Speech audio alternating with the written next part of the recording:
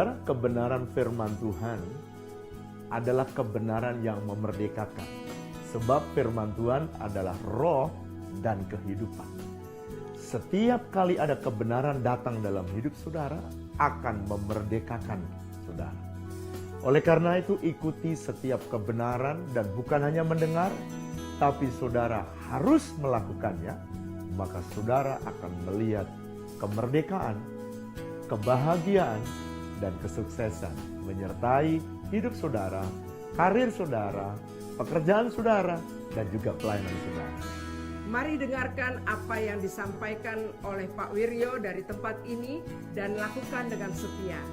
Bapak Ibu Saudara akan berbahagia. Tuhan Yesus memberkati.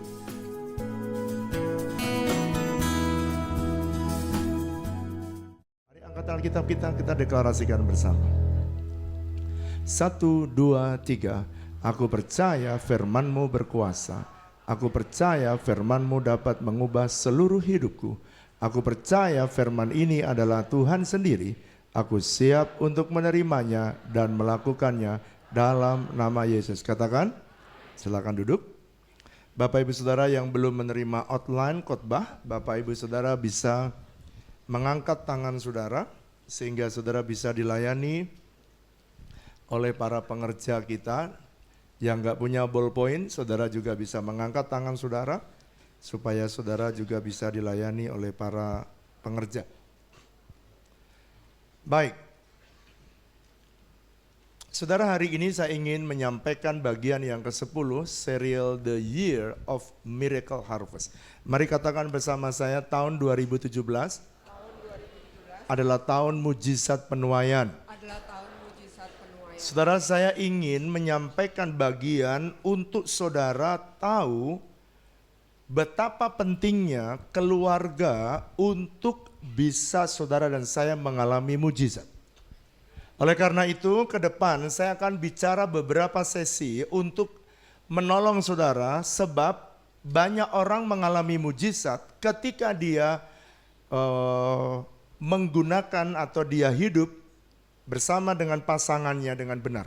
Oleh karena itu saya ingin menyampaikan bagian yang ke-10 ini, saya beri judul Become One atau menjadi satu.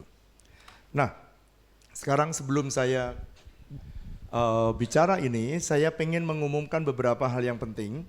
Nanti ada retreat BBM para keluarga, penting sekali. Saudara bisa mendaftarkan di bawah kalau saudara pengen lebih lagi mengalami pemulihan dalam keluarga, saudara bisa daftar, dilayani oleh tim BBM. Kemudian yang kedua, sekolah doa pujian penyembahan sudah dimulai nanti pada bulan Mei, minggu yang ketiga, saudara bisa juga mendaftar mulai hari ini. Baik, mari kita membaca bersama saudara, saudara buka dalam Amsal pasal 24, ayat yang ketiga dan keempat. Saudara, menikah itu memang tidak mudah. Saya tidak berkata menikah itu mudah. Menikah itu memang tidak mudah. Oleh karena itu saudara perlu belajar supaya bisa menjadi satu. Katakan amin. Amin. Jadi kalau menikah itu tidak mudah, maka kalau saudara mengalami persoalan di dalam pernikahan, atau saudara tiba-tiba menghadapi sesuatu benturan dalam pernikahan, saudara jangan berpikir bahwa saudara adalah satu-satunya manusia yang punya trouble, punya persoalan dalam keluarga. Jadi jangan kemudian down dan kemudian putus asa dan mengambil keputusan yang mudah. Jangan untuk berpisah. Tapi saya berdoa supaya hari ini kalau saudara menghadapi pergumulan, mari belajar hari ini bagaimana rancangan Tuhan untuk keluarga kita. Mari buka Amsal pasal 24. Amsal 24 ayat 3 dan 4 kita baca bersama-sama. Suaranya.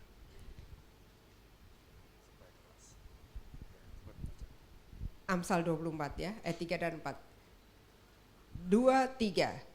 Dengan hikmat rumah didirikan, dengan kepandaian itu ditegakkan, dan dengan pengertian kamar-kamar diisi dengan bermacam-macam harta benda yang berharga dan menarik. Jadi Alkitab berkata dengan jelas, mendirikan rumah tangga, membangun keluarga itu perlu hikmat. Dan untuk mempertahankannya, artinya supaya rumah tangga keluarga itu terus berdiri tegak, maka diperlukan kepandaian.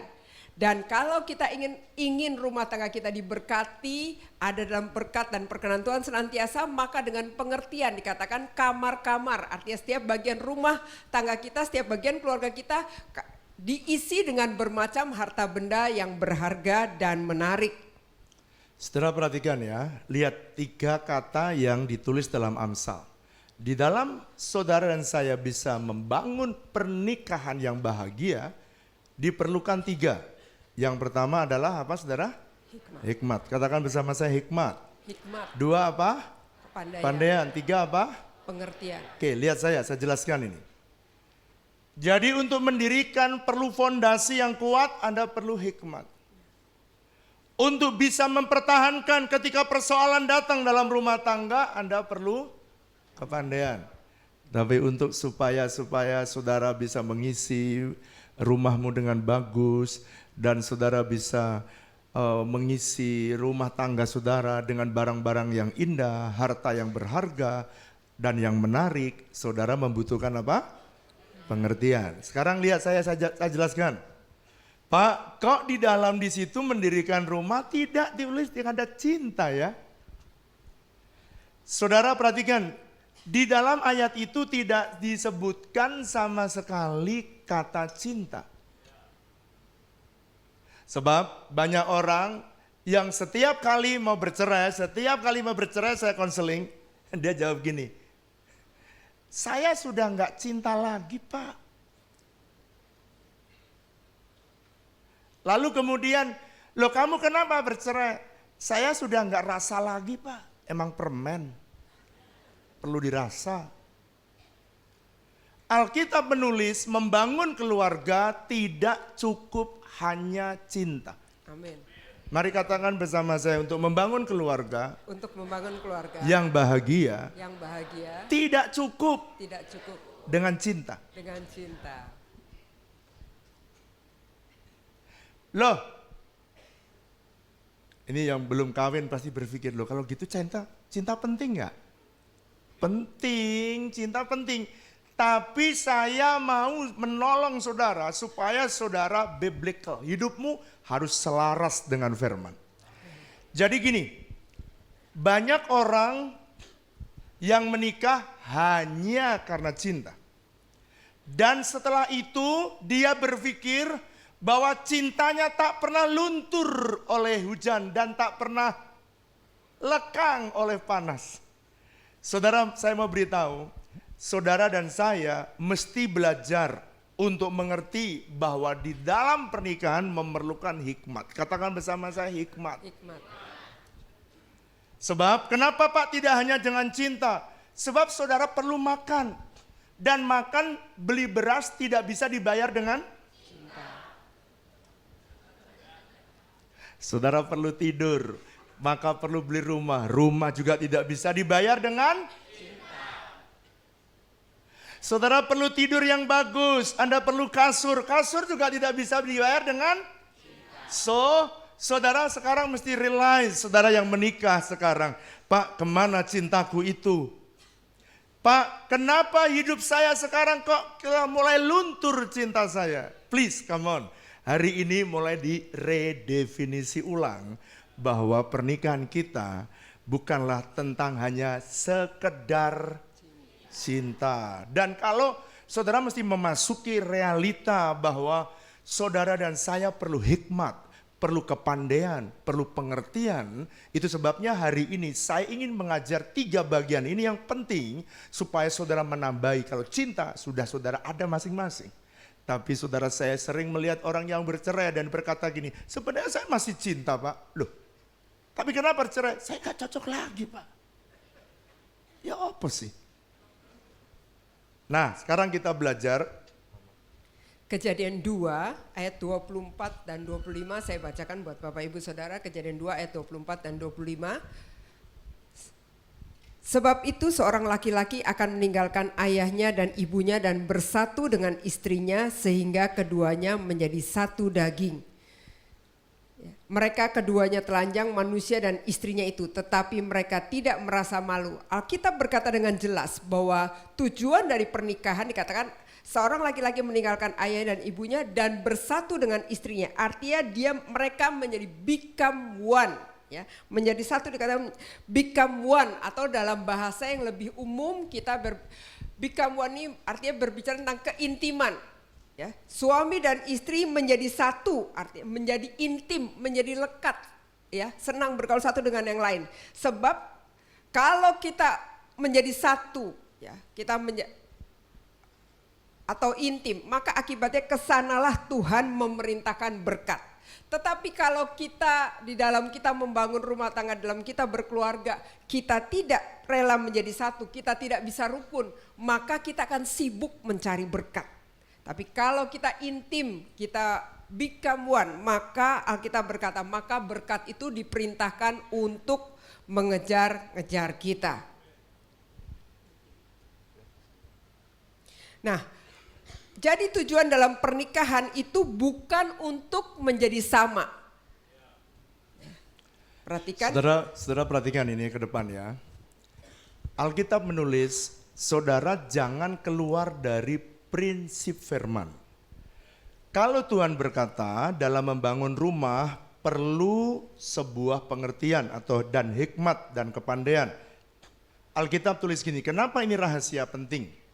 Tuhan mau kalau saudara dan saya bisa menjadi satu, suami dan istri bisa menjadi satu, maka saudara dan saya akan melihat berkat Tuhan dicurahkan. Kenapa Pak? Karena dia tidak bisa ingkari firman-Nya. Firman-Nya berkata begini, Mazmur pasal 133 ayat 1 sampai 3. Kalau saudara itu rukun, maka Tuhan akan memerintahkan berkat-Nya datang dalam hidup saudara. Jadi makanya saudara, saya tidak mau saudara tidak tahu salah satu faktor kenapa ada orang-orang diberkati luar biasa. Karena dia menjadi satu, keluarganya rukun dan unity.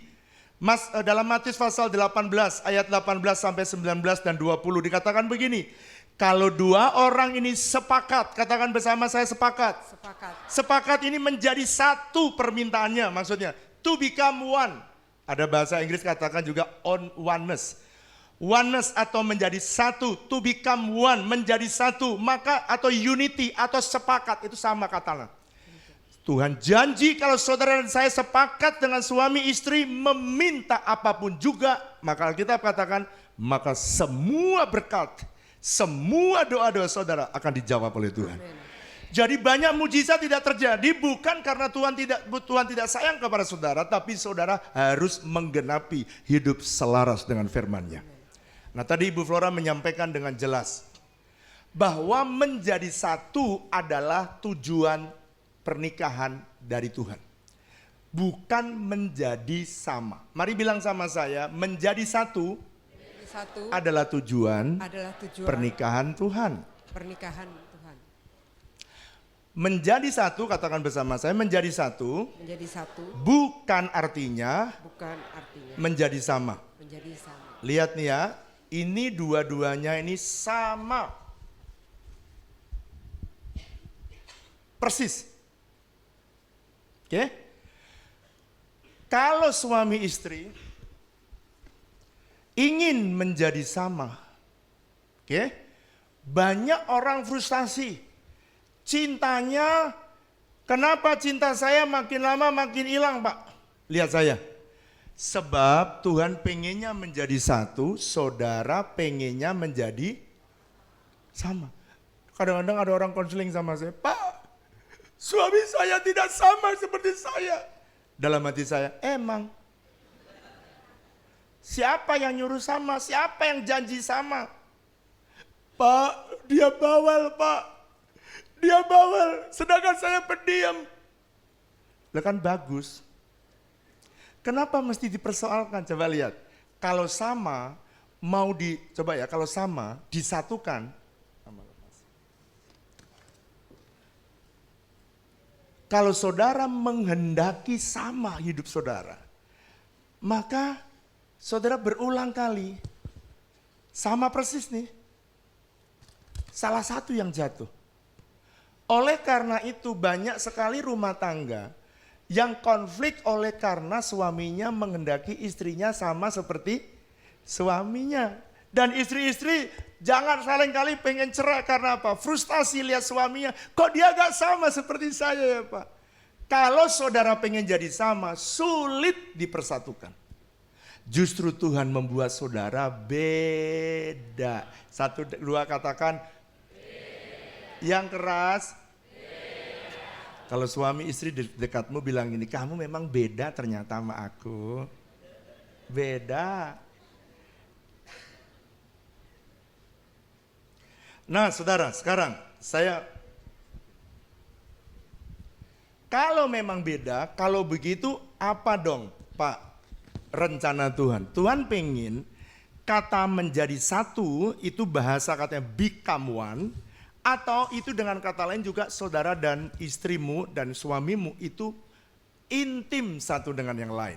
Intim itu apa Pak? Intim itu satu dengan yang lain mengenal pada level yang lebih dalam. Pak, apa bedanya apa yang firman Tuhan katakan? Ini anak-anak muda kalau ada yang datang hari ini. Ini bedanya antara keintiman dan romans. Saudara, kalau orang yang ditawarkan di dunia ini romans. Romans atau romance adalah cinta yang keluar karena suasana. Ya, lampu dibuat remang-remang, lalu kemudian karena remang-remang yang jelek kelihatan cantik, lah yang tidak ganteng kelihatan ganteng, sehingga begitu diremang-remang nggak kelihatan hidung mancung atau hidung pesek, tidak terlalu kelihatan karena remang-remang, sehingga ada mulai romansnya muncul. Wah kalau gitu romance ini jahat Pak. Enggak. Romance ini bisa diciptakan karena suasana, tapi keintiman didapatkan karena pengenalan. Saudara perlu belajar, makanya perlu kepandaian, perlu pengertian, karena saudara perlu belajar mengenali pasanganmu. Jadi pernikahan yang benar, kalau saya pengen intim dengan Ibu Flora, maka saya harus pelajari dia sedalam-dalamnya. Saya hanya bisa tahu luarnya, dalamnya belum tahu. Makanya saya perlu tahu sebab wanita itu makhluk halus. Halus perasaannya, saudara cuma jangan ketawa dulu. Halus perasaannya, betul nggak bapak-bapak? Tuh betul semua kan? Halus, jadi dia ini wanita ini jangan dikasarin sebab dia makhluk.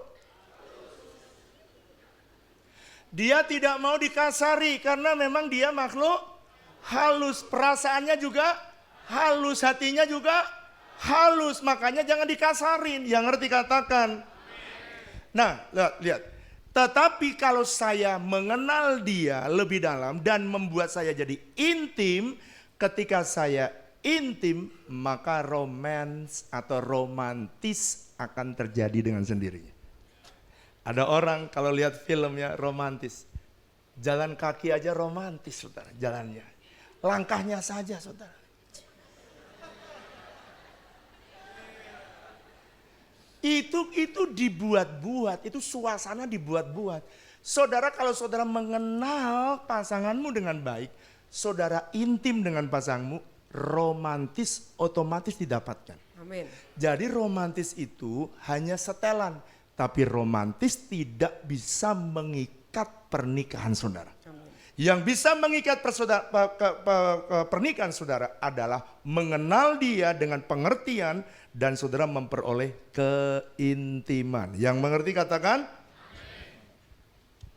Sekarang lihat ini. Sekarang saya tunjukkan pada saudara, ini enggak sama. Tidak sama saudara, karena sudah pasti saya tunjukkan ya. Lihat tuh, ceringehnya tidak sama. Ceringeh itu apa ya ini? Bahasa Jerman keluar saudara. Lengkungannya nggak sama, oke? Nah saudara mesti mengerti, kalau saudara itu mengenal sedikit,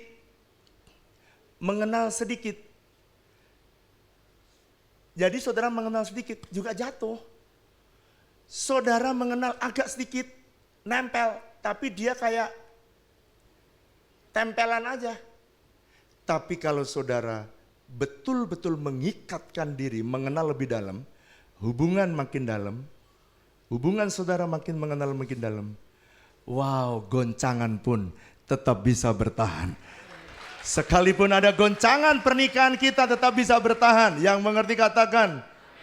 Makanya saudara, mulai hari ini tugas saudara hari ini adalah mempelajari pasangan saudara supaya dia bisa menjadi pasangan yang lebih saudara kenal dari tahun lalu. Mari katakan bersama saya, tugas saya. Yang keras, tugas saya hari ini mempelajari pasangan saya supaya saya bisa intim dengan dia. Kalau yang bujangan bilang, Pak saya belum punya pasangan, ya, sabar cari dulu. Nah, Kejadian 2 ayat 20 dikatakan gini. Alkitab berkata di bagian B dikatakan, ketika Tuhan menciptakan manusia, pada awalnya baginya sendiri ia tidak menjumpai penolong yang sepadan dengan dia. Artinya kita dengan pasangan kita itu Tuhan ciptakan menjadi sepadan. Nah, sepadan itu bukan berarti sama. Sepadan itu tidak sama dengan, tetapi meskipun berbeda, tetapi kita bisa saling melengkapi. Karena itu pastikan jangan bertengkar karena beda pendapat. Ya, jangan saling menghancurkan karena beda pendapat. Satu waktu ketika kami ada di rumah berdua, lalu kita ngatur agenda hari itu, terus saya bilang nanti kita sepakati jam 12 makan siang ya Pak. Papa kan perutnya perlu makan teratur kan. Oh jam iya, 12 kita saya makan siang. harus tepat makannya jam 12 siang ya. Nah kemudian saya pergi dan ketika saya pulang sampai jam 12:30 gitu, ketika pulang ternyata makanan masih utuh. Terus saya bilang, Pak katanya mau makan jam 12, kok nggak makan? Katanya makan jam 12, kok belum makan juga? Ayo makan Pak, udah siang gini. Loh Mas, saya tadi kan ada jemaat yang konseling, kamu tuh kok marah-marah aja tuh loh. Bukan, Papa itu perutnya juga sakit, kan gak lucu ngelayani orang tapi perutnya Papa juga sakit. Makan jemaat itu perlu ditolong, lihat tuh mereka punya persoalan-persoalan, lihat persoalan mereka Mak. Iya tapi badanmu juga punya persoalan, kalau tidak makan teratur kan repot, nanti kalau Papa yang sakit saya dapat sakitnya doang. Ma lihat jemaat itu Mas, saya kan pendetanya, jemaat juga prioritas. Ya tapi kalau semuanya terlambat nanti jadwal berikutnya terlambat, konseling berikutnya terlambat. Semuanya kan jadi gak jelas kalau ini harus semua terlambat. Tapi kalau pergi pelayanan gak boleh terlambat. Beda amat aturannya. Saudara yang tadi keren jadi boncel-boncel begini saudara. Ini lukisan dari keluarga yang suka sering bertengkar. Saya berikan ilustrasi ini, saya nggak pakai orang lain supaya saudara mengerti bahwa hal-hal kecil juga bisa disulut untuk menjadikan sebuah pertengkaran. Dan tanpa saudara sadari mukamu jadi cacal boncel. Makanya ada yang jerawatan keluar, bopengan keluar, oleh karena mukanya jadi cacal boncel seperti ini. Ingat, katakan bersama saya sepadan. Sepadan. Yang keras, sepadan. Sepadan. Tidak berarti sama. Jadi sepadan itu artinya berbeda tetapi saling melengkapi. Katakan bersama saya, sepadan. Artinya berbeda namun saling melengkapi. Yang mengerti katakan. Amin. Jadi Pak, kalau ada perbedaan bagaimana? Saudara memang beda. Coba perhatikan ya. Beda apanya? Jenis kelaminnya aja udah beda. Desain saudara udah pasti beda. Rumah tangga dari mana asalnya saudara pasti berbeda. Oke? Tetapi saudara, perbedaan itu bukan untuk dipertentangkan sehingga jadi cacal boncel. Tetapi saudara, perbedaan haruslah dirayakan. We have to celebrate. Kita justru harus merayakan untuk menghasilkan sebuah sinergi. Alkitab berkata gini, satu orang bisa mengalahkan 1000. 2 orang harusnya kalau 1000 jadi berapa? 2000. Tapi Alkitab tulis kalau 1000, satu orang bisa mengalahkan 1000, 2 orang bisa mengalahkan 10.000. So, lihat saya. Jadi kalau saudara berdua suami istri ini bisa bersatu, saudara bisa merayakan perbedaan saudara dan bisa menjadi satu kesatuan yang kuat. Wow, katakan bersama saya, kurang keras, akan menghasilkan sinergi. Dan saudara, lihat ya, kalau saudara bisa menghasilkan sinergi yang kuat, itu saudara akan bisa menghasilkan, bisa menolong banyak orang-orang yang ada di bawah saudara, bisa terselesaikan persoalan-persoalan yang sulit dalam hidup saudara. Coba perhatikan saya ke depan, saya ingin jelaskan. Anggaplah ini sebuah rumah tangga. Saudara, ini suami yang merupakan, ini apa, mur apa baut ini? Baut, ini mur ya. Ini apa namanya? Yang ini mur. Jadi ini lambang dari suami dan baut adalah lambang daripada istri. Gimana Pak kalau kita bersinergi? Lihat saya ke depan, lihat saya. Saudara, di bawah rumahmu itu ada anakmu dan juga ada karyawanmu mungkin. Mungkin di dalam rumahmu ada pembantu. Tetapi saudara lihat, anggap ini sebuah persoalan yang begitu besar. Kalau suami dan istri tidak menjadi satu, anggaplah istri tidak mau dia bertengkar terus-menerus, maka persoalan hanya ditanggung oleh sang suami saja. Bautnya mana? Mana bautnya mama? Apa namanya? Mur. Mama, dirimu ada di mana? Ini persoalan begitu banyak, Mama. Urus saja sendiri. Saudara, ketika dia bilang itu urusanmu sendiri, maka persoalan akan datang dan menimpa orang-orang yang di bawah. Dia akan mengalami tekanan yang berat. Mereka mengalami persoalan yang berat. Kadang-kadang gak sedikit yang mereka akhirnya tidak tahan dan akhirnya mereka tumbang. Banyak sekali anak-anak yang karena orang tuanya tidak unity, mengakibatkan mereka sengsara, mereka tidak menikmati kebahagiaan dan perlindungan dari orang tuanya. Perlindungan Tuhan melalui orang tuanya. Sebenarnya seharusnya kalau suami dan istri bersinergi, jadi suami dan istri menjadi satu. Istri tidak mau lagi berpisah. Tapi istri mau menemani suaminya. Tetapi saudara, lalu kemudian istri bersatu, berbeda. Yang satu panjang, yang satu Kecil saja. Kecil saja. Tapi jangan diremehkan kecil. Baut yang sangat kecil, ini apa namanya? Mur. Maaf saudara. Saya bukan orang teknik soalnya. Ini mur. Yang kecil jangan pernah diremehkan. Makanya istri walaupun lemah jangan pernah diremehkan. Amin. Walaupun kecil-kecil, lihat. Walaupun anak istrimu, perhatikan. Dia kalau bersatu saudara, persoalan jauh lebih besar dari semua kepala dari anggota keluarga. Tetapi ketika mereka bersatu, wow, persoalan bisa ditanggung bersama. Di dalam Dia yang memberikan kekuatan kepada kita. Tepuk tangan yang meriah buat Allah kita. Oleh karena itu saudara, belajarlah untuk mengasihi pasangan kita. Sebab kalau saudara bersinergi, saudara akan bisa menyelesaikan banyak persoalan. Amin. Mari katakan bersama saya, sepadan tidak berarti sama. Tetapi sepadan saling melengkapi. Yang ngerti katakan? Amin.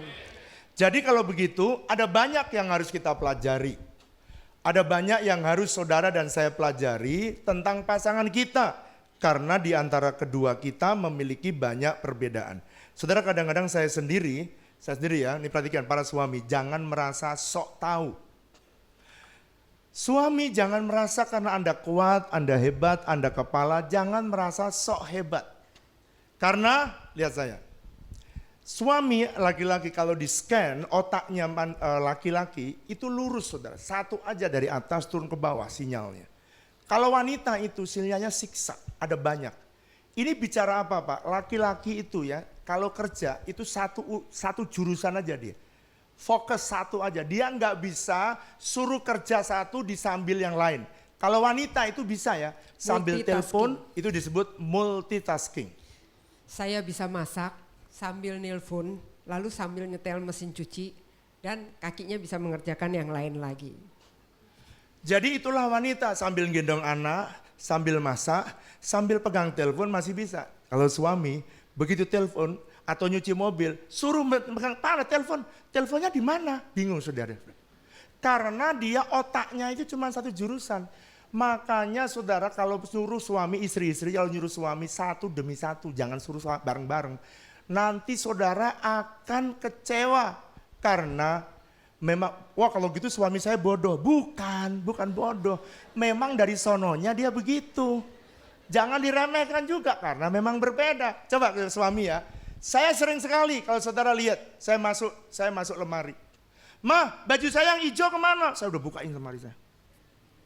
Ada di lemari, cari aja. Udah mas, saya cari semua, udah nggak ada. Jawaban paling gampang yang diucapkan. Saya buka lemarinya, nih loh bajumu yang hijau. Kenapa kok dia langsung cepat? Karena laki-laki itu matanya sempit sudah. Iya, siapa yang punya pengalaman kayak saya angkat tangan. Orang jujur itu masuk surga. Amin, itu yang bilang amin saudara. Suami-suami suka cari kulkas ya, saya cari. Mana itu Vitacam saya mana mah? Di kulkas nih. Kulkasnya nggak gede, cuma segini. Mah, itu minuman saya mana mah? Nih ya, kalau buka kulkas Vitacam tuh tempatnya di sini nih. Buka, nah ini Vitacam. Loh padahal itu sudah jelas ada di situ. Tapi nggak nampak, nggak kelihatan. Makanya suami-suami kalau nyari jawabannya selalu bilang, ada nggak Pak? Nggak ada. Jawaban paling sederhana yang harus dimengerti. Jadi kalau suami-suamimu jawab begitu, itu artinya normal. Jadi jangan bertengkar kalau suami begitu, karena memang matanya dia sempit. Saudara kalau lihat itu difokus, walaupun karena dia sempit makanya difokus. Satu aja wanita lebar, makanya dia bisa lihat kemana-mana. Makanya saudara belajar tanpa mengecilkan, itulah perbedaan antara suami dan istri. Jadi kalau begitu, apa yang harus saya pelajari? Saya menyarankan saudara belajar 4 hal, tetapi saya tidak yakin saya bisa menyelesaikan 4 hal. Makanya saya siapkan 2 hal hari ini. Ya, nomor 1 yang harus saudara pelajari.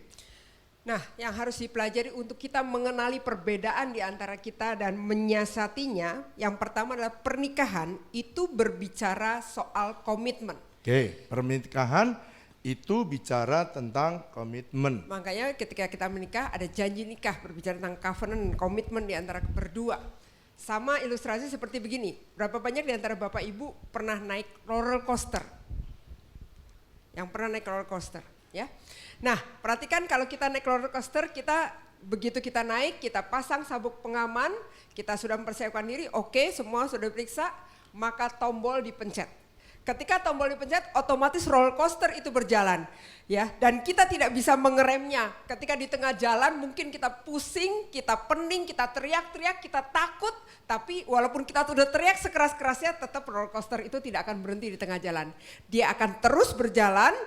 Walaupun semua peserta udah pusing, tapi dia akan terus berjalan dan dia harus tetap pada jalurnya sampai itu berhenti dengan sendirinya. Demikian juga dengan sebuah pernikahan. Ketika kita memutuskan untuk menikah, kita mengucapkan janji nikah, maka ingat apapun yang terjadi, pernikahan kita nggak berhenti, pasti akan sampai pada tujuannya. Oleh karena itu selalu ada aba-aba, fasten your seatbelt please. Saudara mesti sekali menikah, tancepin itu. Yang saudara bisa pastikan, mau muntah kek, mau pusing kek. Dari ketawamu saya tahu. Saya ngerti Pak, saya sudah muntah-muntah kemarin Pak. Saya ngerti, tapi the show must go on, betul apa betul? Nggak bisa saudara di atas roller coaster langsung berkata, Pak stop. Yang lain lagi enjoy, saudara lagi muntah. Dia tidak bisa membedakan mana enjoy dan muntah. Dia pokoknya the show must go on. Sekali saudara pernikahan, kenapa saya tidak bilang hanya cinta? Sebab kalau saudara menikahnya karena cinta, tidak nyampe setahun juga saudara cinta luntur. Tetapi kalau komitmen akan membuat pernikahan saudara sampai di garis finish. Amen. Sampai di garis akhir. Hanya Tuhan yang bisa memisahkan kita. Yang percaya tepuk tangan yang meriah buat Allah kita. Katakan amin. Amin. Jadi makanya di dalam pernikahan, yang bisa memasang pernikahan, yang bisa memulai sebuah pernikahan, haruslah orang yang dewasa. Kenapa Pak? Karena orang yang kanak-kanak tidak mungkin bisa memasuki pernikahan, karena dia harus memiliki komitmen. Pak, dewasa ini bicara tentang apa sih Pak? Dewasa itu berbicara tentang bahwa orang yang menikah itu dia harus berani bertanggung jawab. Jadi bedanya antara anak-anak dan dewasa itu apa? Gini, lihat saya depan, saya jelaskan sebelum saudara menulis. Kalau anak-anak hari ini punya mau, besok kemauannya hilang. Betul apa betul? Dia nggak bisa komitmen, dia cuma bisa komat kamit. Pernikahan tidak boleh komat kamit. Pernikahan harus disertai dengan komitmen. Yang mengerti katakan. Amin. Oleh karena itu saudara harus dewasa. Dewasa dalam hal apa Pak? Dewasa di dalam hal saudara dan saya harus mau bertanggung jawab. Untuk apa Pak? Memenuhi kebutuhan pasangan. Kenapa Pak? Perlu kedewasaan. Sebab memenuhi kebutuhan pasangan adalah tugas pasangannya. Saudara tidak boleh memenuhi kebutuhan, tidak boleh memenuhi kebutuhan pasangan saudara, suami atau istri, diserahkan kepada orang lain. Sebab kalau itu diserahkan kepada orang lain, kata nenek, saya akan menyampaikan dengan cepat saudara, 5 kebutuhan yang disurvei oleh Dr. Willard Henry. Dia berkata begini, ada 5 kebutuhan penting yang disurvei dari 40.000 pasangan selama 25 tahun. Saudara, dia menuliskan buku ini dalam satu buku, tetapi saya mau menyampaikan saudara dalam waktu 10 menit saja. Jadi saudara, kalau pengen panjang, saudara yang dulu mungkin 5 atau 10 tahun yang lalu saya pernah mengajar ini, tetapi saudara kalau pengen detail saudara bisa mengambil CD-nya. Tetapi saudara yang baru, saudara mesti belajar. Sebab saya tahu dari tahun ke tahun banyak orang yang baru. Itu sebabnya jemaat kita makin hari makin bertambah. Seringkali saya dengar komplain dari banyak orang. Dan mereka berkata, Pak, saya sudah tidak lagi pengen bertanggung jawab. Saya bilang begini, pernikahan harus penuh dengan tanggung jawab. Dan tanggung jawab yang harus dipenuhi adalah memenuhi kebutuhan pasangannya. Salah satu. Kenapa begitu Pak? Karena love is not feeling, but love is decision. Jadi cinta itu bukan perasaan, cinta itu sebenarnya adalah komitmen untuk bertanggung jawab. Yang setuju katakan.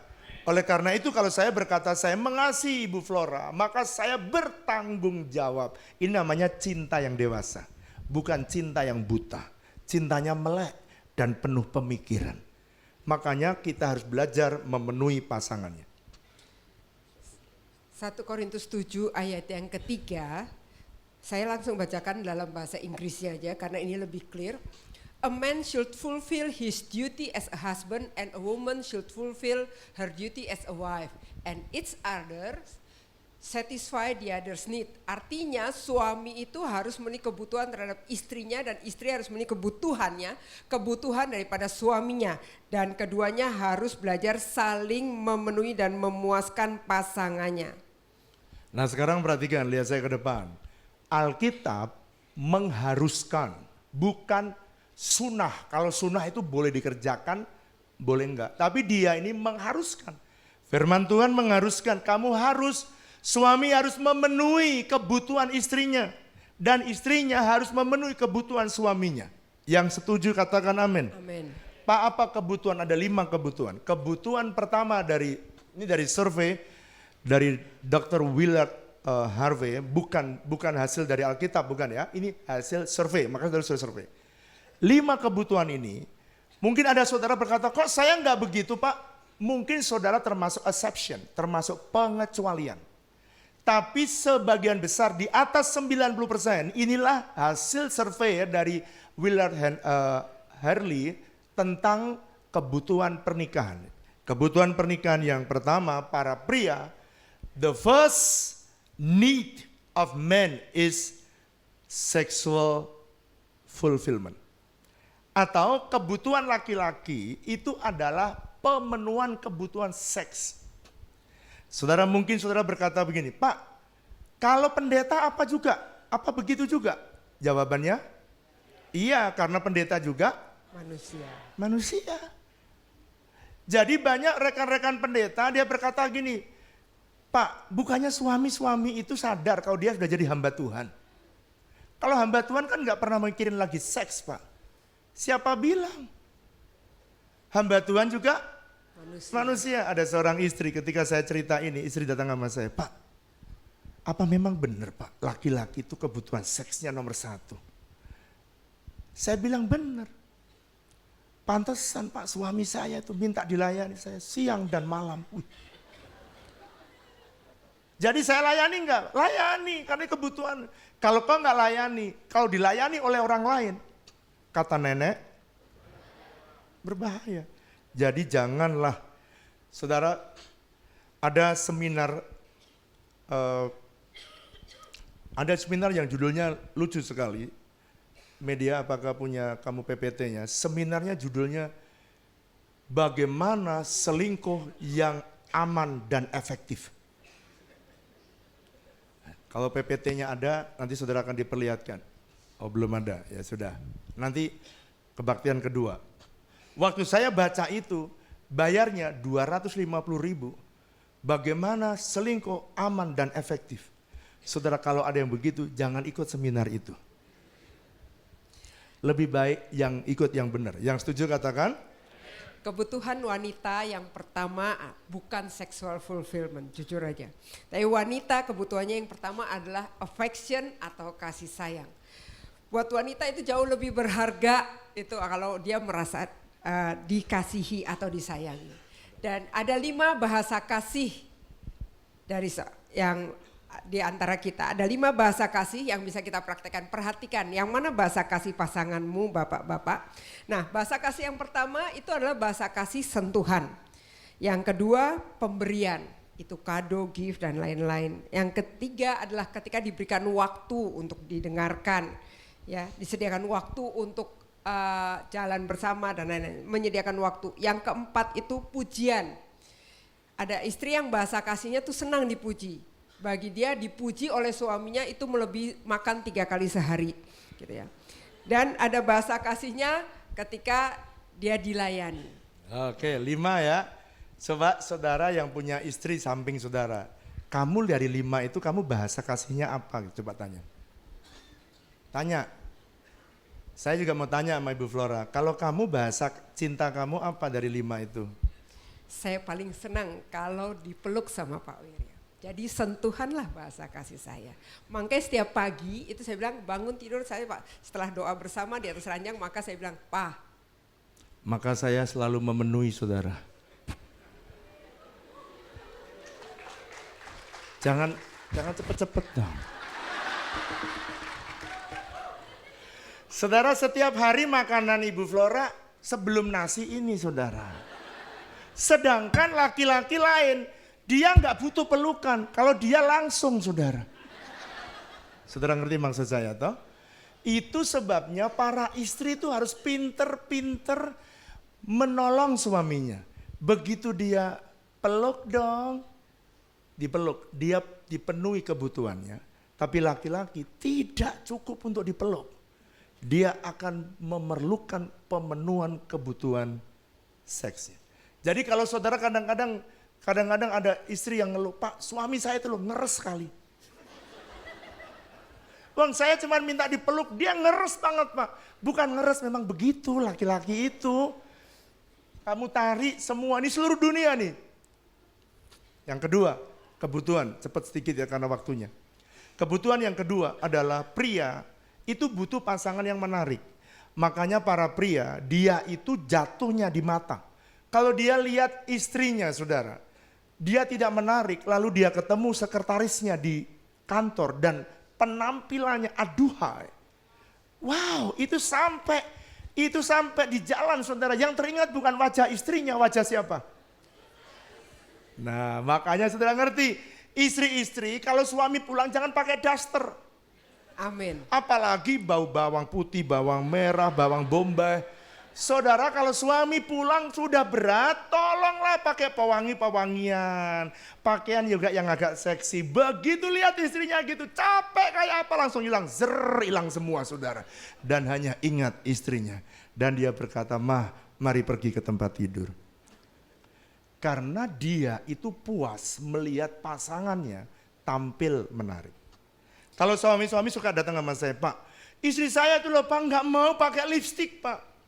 Saya sedangkan seneng lihat lipstik di luar. Orang pakai lipstik merah, menger-menger lagi Pak.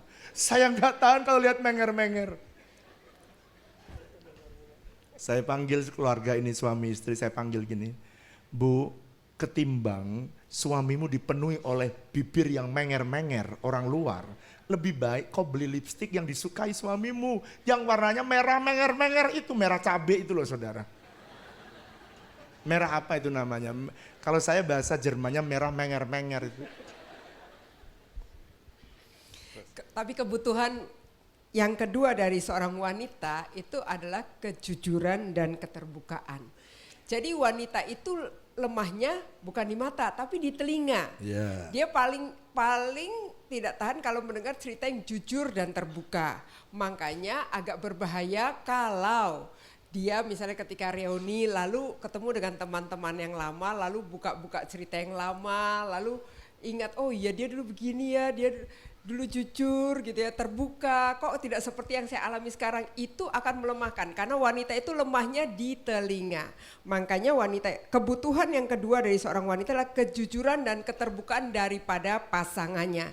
Dia sangat menghargai apapun yang terjadi. Makanya saya lihat orang-orang yang hasil reuni biasanya setelah dia reuni biasanya ada cinta lama bersemi kembali atau cinta lama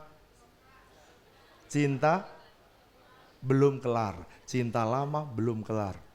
Ada lagi apalagi lah pokoknya akhirnya saya melihat hasil reuni banyak yang membuahkan perselingkuhan yang aman dan efektif. Seminar seperti seminar itu. Makanya saya beritahu kepada Ibu Flora, kamu kalau reuni, kamu harus tahu dengan tepat membangun apa tidak. Menuju destiny kamu apa tidak. Saya ajari. Sebab saya kalau reuni, saya lihat saya tidak bisa membangun, saya tidak belajar menuju destiny, maka saya tidak akan membiarkan diri saya menghabiskan waktu berhari-hari hanya untuk reuni. Sekarang kebutuhan yang ketiga dari seorang pria senang kalau istrinya bisa menjadi teman rekreasi. Dan wanita kebutuhan yang ketiga adalah teman bicara, artinya dia butuh untuk didengarkan. Kalau hasil penelitian mengatakan maka omset bicara seorang wanita rata-rata itu dia perlu berkata-kata 15.000 kata-kata dalam sehari. Oleh karena itu saudara, suami harus pulang kerja, ya suami-suami, kau sudah capek mendengarkan karyawanmu, pulang kau harus tetap sediakan telinga. Sebab istrimu omsetnya belum selesai. Kok gak ada yang amin, cuman ketawa. Dan dari survei yang tertinggi itu bukan istri, ternyata mertua perempuan. Itu omsetnya 17.000 saudara sehari. Makanya kalau saudara punya mertua perempuan di rumah dan istrimu di rumah, maka saudara punya double gardan itu harus dipersiapkan. Makanya saudara mobilmu harus 4-wheel drive, tapi telingamu juga harus double gardan. Sebab dia mempunyai kebutuhan teman bicara. Sekarang yang keempat, kebutuhan yang keempat dari laki-laki. Saudara saya tidak bisa cerita panjang ya, tapi saya pengen supaya saudara bisa mendapatkan esensi. Yang keempat, kebutuhan yang keempat dari seorang pria adalah domestic support. Apa itu Pak domestic support? Seorang suami yang setelah bekerja lelah, selesai pelayanan lelah, maka dia ingin lihat rumahnya tertata rapi oleh istrinya. Dia pengen lihat anak-anaknya sudah mandi kalau dia pulang, anaknya udah pakaian rapi, istrinya tampil menarik menjemput sang suami yang akan pulang. Karena kalau dia pulang sudah capek di kantor, penat di kantor dan dia tidak melakukannya, maka apa yang terjadi? Di rumah dia lihat rumah berantakan, anaknya belum mandi, bau semua, istrinya pakai duster, ada yang robek lagi saudara. Maka itu dia langsung pengen pulang kembali ke kantor saudara. Makanya ada suami-suami yang gak betah pulang ke rumah, bukan apa-apa karena dia tidak terpenuhi kebutuhannya, domestic support. Dan kebutuhan wanita yang keempat adalah financial support. Seorang istri itu perlu punya kepastian bahwa kebutuhan rumah tangganya itu dipenuhi. Ya, baik sendiri atau bersama.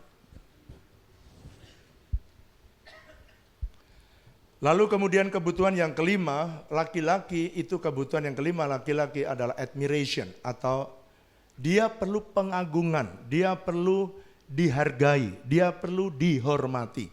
Sejelek-jeleknya suami, kalau direndahkan, dia kehilangan mukanya. Mukanya ditaruh di mana? Makanya suami paling dia senang kalau dia di-admired oleh pasangannya atau dikagumi oleh pasangannya. Kalau ibu-ibu tidak mengagumi suamimu, maka orang lain akan mengagumi suamimu. Dan kata nenek, berbahaya.